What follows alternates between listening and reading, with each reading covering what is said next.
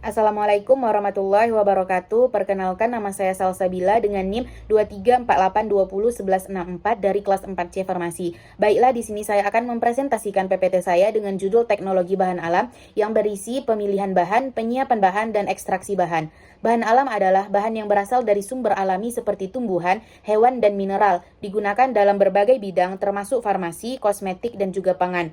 Dilakukan seleksi pemilihan bahan, yaitu ada seleksi spesies, seleksi usia, seleksi bagian tubuh tanaman, seleksi lokasi dan musim yang bertujuan untuk menentukan efektivitas dan keamanan produk. Faktor yang mempengaruhi senyawa tumbuhan: 1. Asal-usul bahan seperti spesies, habitat, dan juga musim panen. 2. Kondisi fisik seperti bau, warna, bentuk, dan juga tekstur. 3. Kadar air. 4. Kandungan zat aktif yang diuji melalui metode kimia atau biologis. 5. Kebersihan dan keamanan, bebas dari cemaran mikroba, logam berat, dan juga pestisida.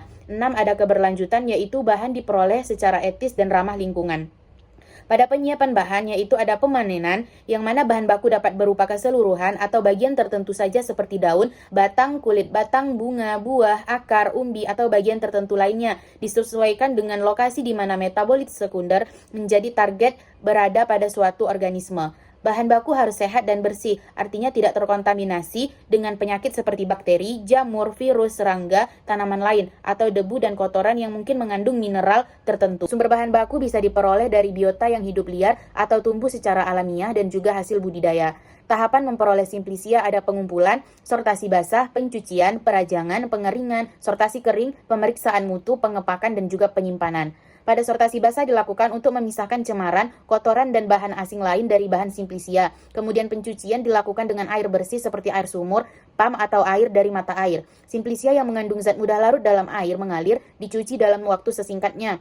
Perajangan simplisia dilakukan untuk memudahkan proses pengeringan. Pada proses pengeringan bisa menggunakan panas matahari, menggunakan pengeringan dengan alat, yaitu seperti oven, pengeringan dengan aliran udara, pengeringan dengan vakum. Lalu dilanjutkan dengan pengepakan dan penggilingan jika dibutuhkan, dan juga pengemasan.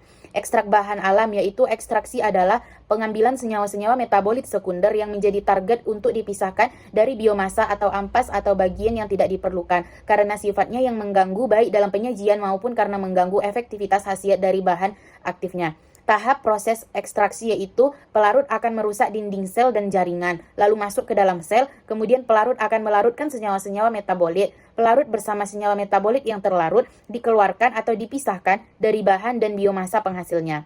Metode ekstraksi yaitu ada maserasi, perkolasi, ekstraksi dengan reflux, sokletasi, ekstraksi dengan ultrasonikasi, ekstraksi dengan microwave, dan ekstraksi dengan tekanan. Maserasi tahapannya ada perendaman, pengadukan, penyaringan, dan pengulangan. Kelemahan: waktu yang lama, senyawa rusak karena kontak terlalu lama dengan pelarut, menggunakan banyak pelarut. Kelebihan: teknologi sederhana, senyawa tidak rusak karena panas. Perkolasi tahapannya ada packaging, pengaliran pelarut. Kelemahan: lebih banyak pelarut, senyawa sulit tersari, kemudian tersumbat. Kelebihan: teknologinya sederhana, tahapan lebih sederhana, waktu lebih singkat. Ekstraksi dengan reflux tahapannya ada perendaman, pemanasan, dan penyaringan. Kelemahan: kerusakan senyawa karena panas dan biaya lebih mahal. Sedangkan kelebihan: sedikit pelarut, waktu lebih singkat, rendaman tinggi. Sokletasi tahapannya ada packaging dan pemanasan pelarut. Kelemahan: kerusakan senyawa karena panas dan biaya lebih mahal. Kelebihan: sedikit pelarut, waktu lebih singkat, rendaman lebih tinggi. Ekstraksi dengan ultrasonikasi tahapannya ada perendaman ultrasonikasi, penyaringan, dan pengulangan. Kelemahan: biaya mahal. Kelebihan: waktu lebih singkat, pelarut lebih sedikit, senyawa tidak rusak karena panas.